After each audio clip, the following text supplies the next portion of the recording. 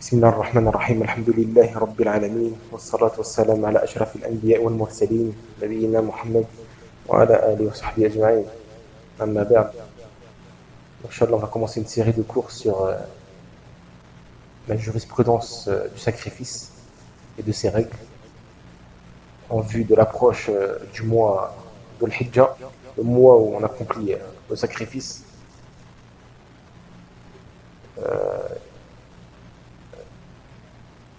Le jour du Eid Adha, qui est dans à peine 3 semaines. Donc, Inch'Allah, on va voir sa jurisprudence et ses règles. Donc, déjà, le sacrifice, quelle est sa définition? En arabe, c'est l'udhiyya. En français, on dit le sacrifice. Donc, les savants ils disent, comme l'imam Nawawi, rahimahullah, il dit dans son livre, Al-Majmou', il dit le sacrifice est la bête que l'on sacrifie à l'occasion du Eid al-Adha afin de s'approcher d'Allah, afin de se rapprocher d'Allah. Et il dit quoi? Certains savants ont dit qu'elle a été appelée comme cela,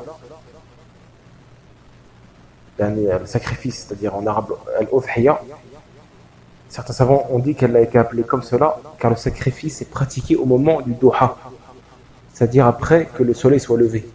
Donc elle est le sacrifice-là. En arabe c'est al-udhiyya, c'est appelé udhiyya dit Nawawi car on le fait après le lever du soleil, qui s'appelle waqt al-duha en arabe. Donc c'est appelé udhiyya, pourquoi? Parce qu'on le sacrifie au moment du duha, qui est le lever du soleil, après le lever du soleil. Et ce moment-là, en arabe, après le lever du soleil, c'est-à-dire après Shuruq, on appelle duha. Et c'est à ce moment-là qu'on sacrifie la bête. C'est pour ça qu'elle s'est appelée en arabe al-udhiyya. Ça vient de duha. Donc, quel est le caractère légiféré du sacrifice? Quel est son jugement? Quel est son caractère légiféré du sacrifice? Donc les savants ils disent qu'il n'y a aucune divergence sur le fait que le sacrifice, al-udhiyya, fait partie des rites de l'islam. Il n'y a aucune divergence. Il y a unanimité des savants que le sacrifice est légiféré et fait partie des rites de l'islam. D'après Anas ibn Malik, compagnon, qu'Allah l'agrée, il dit, comme dans Sahih al-Bukhari et Sahih Muslim, il dit, le prophète sallam a pratiqué le sacrifice en sacrifiant 2 béliers cornus de couleur blanche avec un petit peu de noir. Et il les a sacrifiés lui-même et a prononcé le nom d'Allah. C'est-à-dire qu'il a dit Bismillah en les sacrifiant, en les égorgeant, et a fait le takbir. C'est-à-dire qu'il a dit Bismillah, Allahu Akbar. Et il a mis son pied sur le flanc des 2 bêtes en les égorgeant. Donc là, on a une preuve que ça c'est légiféré. Et que c'est la sunna du prophète sallam. Et que ça fait partie des rites de l'islam. Pareil aussi dans le Coran. Allah Azza wa Jalla il dit dans le Coran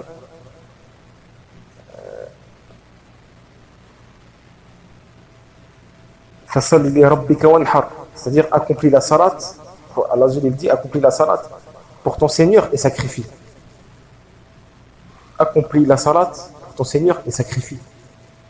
Ça aussi c'est un verset qui prouve la légitimité en islam de ce rite. Allah il dit aussi dans un autre verset, il dit en vérité ma salat, mes actes de dévotion, ma vie et ma mort appartiennent à Allah, Seigneur de l'univers. Donc c'est-à-dire Allah il dit en vérité ma salat, mes actes de dévotion. Ici les exégètes, ceux qui expliquent le Coran, ici ils ont dit que ce qui est voulu par mes actes de dévotion dans le verset, c'est le sacrifice. C'est le sacrifice. Donc là il dit en vérité ma salat, mes actes de dévotion, c'est-à-dire le sacrifice, ma vie et ma mort appartiennent à Allah, Seigneur de l'univers. Donc tout ça c'est des preuves qui prouvent que le sacrifice est un rite légiféré en islam. Mais qu'en est-il de son jugement? Est-ce que, est-ce que le sacrifice est obligatoire? Il est obligatoire pour la personne de sacrifier les jours du Eid, Eid al-Adha, ou bien c'est simplement recommandé, fortement recommandé. Donc ici les savants ils ont divergé sur le caractère justement de ce rite. Est-ce que c'est obligatoire ou bien recommandé? Donc les Hanafites, les Hanafites, et une version des Hanbalites et des Malikites, une version des Hanbalites et une version des Malikites. Et l'école des Hanafites disent que le sacrifice est obligatoire pour l'homme aisé, pour la personne aisée. Cet avis-là a été choisi par Cheikh al-Islam ibn Taymiyyah rahimahullah. Il dit que c'est obligatoire pour l'homme aisé de sacrifier. Et d'autres savants disent que c'est une sunna fortement recommandée et non obligatoire. Mais c'est fortement recommandé, mais non obligatoire. Ça c'est l'avis des Shafi'ites et des Malikites et des Hanbalites. Ça c'est l'avis de l'école des Shafi'i et des Malikites. Ils ont une autre version, comme on a dit, qui disent que c'est obligatoire, mais l'avis le plus fort, et ce qui est connu des Malikites, dans l'école des Malikites, c'est que c'est fortement recommandé et non obligatoire, et pareil chez les Hanbalites. Et que ce qui est connu dans l'école des Hanbalites, c'est que le sacrifice est fortement recommandé et non obligatoire. Ibn Qudama, rahimahullah, le grand savant hanbalite, il dit, dans son livre, Al-Mughni, il dit la plupart des savants disent que le sacrifice est une sunna fortement recommandée et qu'elle n'est pas obligatoire. Donc lui, il dit que la plupart des savants dans son livre disent que c'est pas obligatoire et que c'est une sunna fortement recommandée. Et les savants qui disent que c'est obligatoire, donc les deux parties, ils ont des preuves. Les savants qui disent que c'est obligatoire, comme les Hanafites, c'est l'avis de l'école des Hanafites, et certains Malikites et Hanbalites, ils se basent sur des hadiths comme le hadith rapporté par Abu Huraira, qu'Allah l'agrée, il dit, d'après le prophète sallam, il dit que ne s'approche pas de notre lieu de prière quiconque s'abstient de faire le sacrifice tout en ayant les moyens. Donc là c'est un hadith clair. Et ils te disent, Abu Huraira, il rapporte du prophète sallam où il dit ne s'approche pas de notre lieu de prière quiconque s'abstient de faire le sacrifice tout en ayant les moyens. Et il ramène un autre hadith aussi. Ces savants-là, ils disent, le prophète sallam il a dit un hadith, ô gens, chaque famille doit procéder chaque année au sacrifice. Aux gens, chaque famille doit procéder chaque année au sacrifice. Donc ça, c'est parmi des preuves où s'appuient ces savants-là pour dire que le sacrifice est obligatoire. Et les autres savants qui disent que c'est une sunna recommandée et non obligatoire, qui sont les Hanbalites et les Shafi'ites,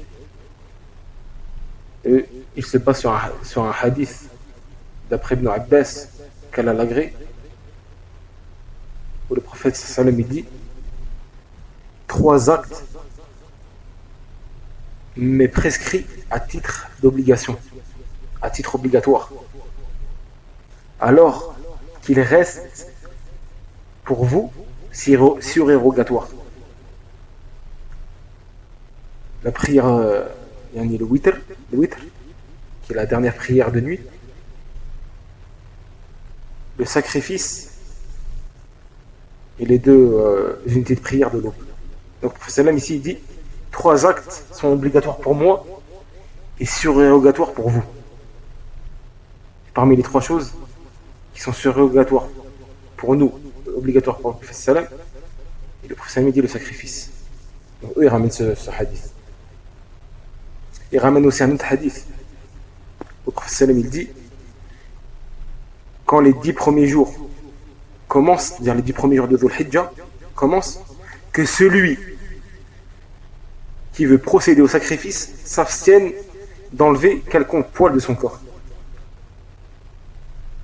Eux, ces savants-là, ils disent quoi? Ils ramènent le hadith. Le prophète sallam il dit, si le Dhul Hijjah rentre, que celui qui veut procéder au sacrifice s'abstienne d'enlever quelconque poil de son corps.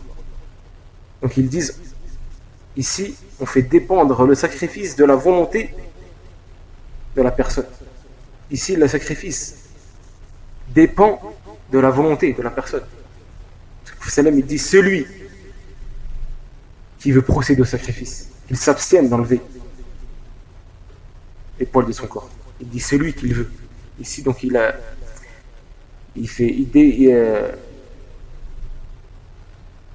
on fait dépendre le sacrifice de la volonté de la personne. Donc ça prouve que c'est surrogatoire et non obligatoire.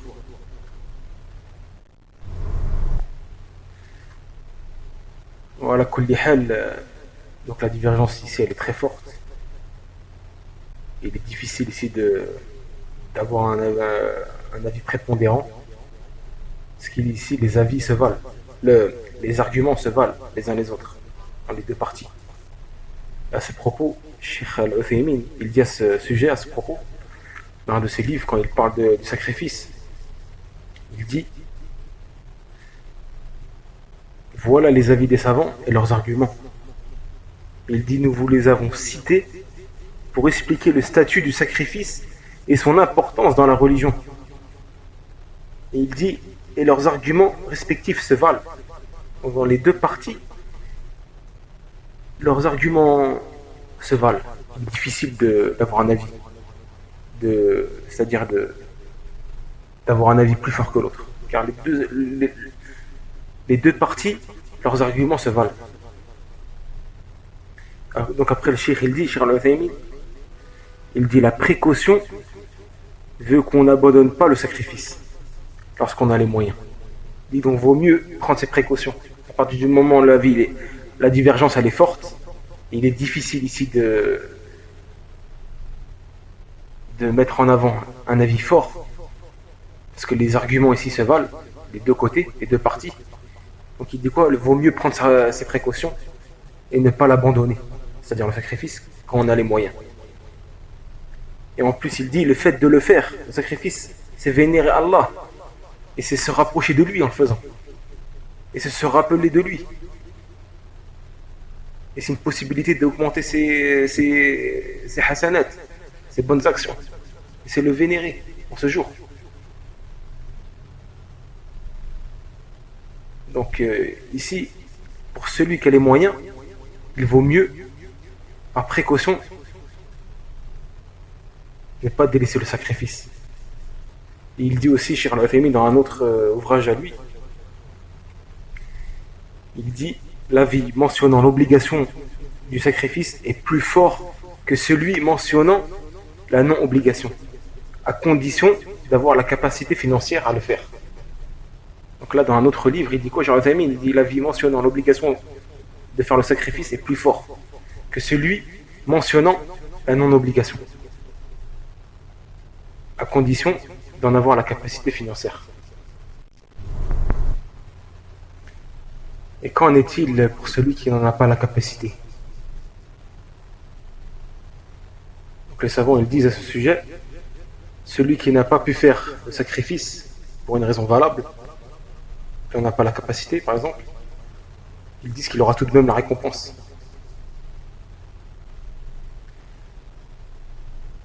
Pourquoi?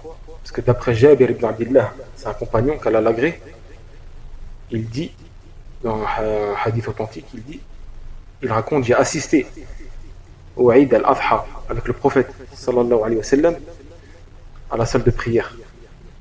Il dit, lorsque le prophète sallallahu alayhi wa sallam termina son sermon,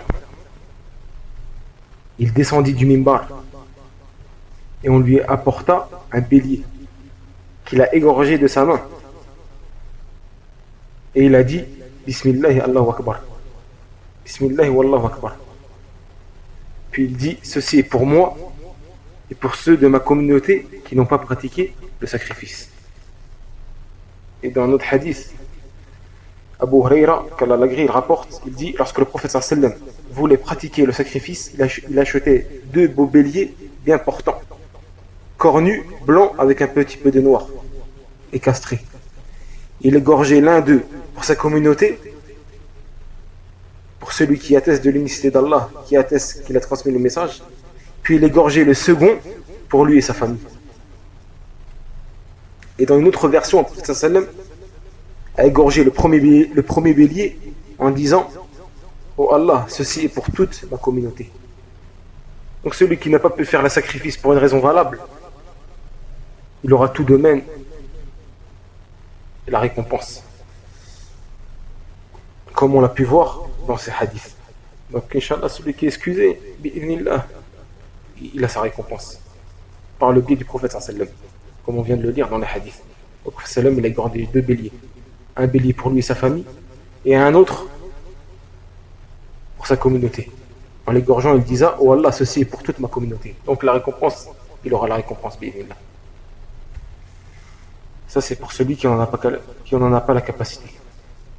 Donc on s'arrête là, Inch'Allah. On continue au prochain cours. Wallahu a'lam wa sallallahu ala nabiyyina Muhammad.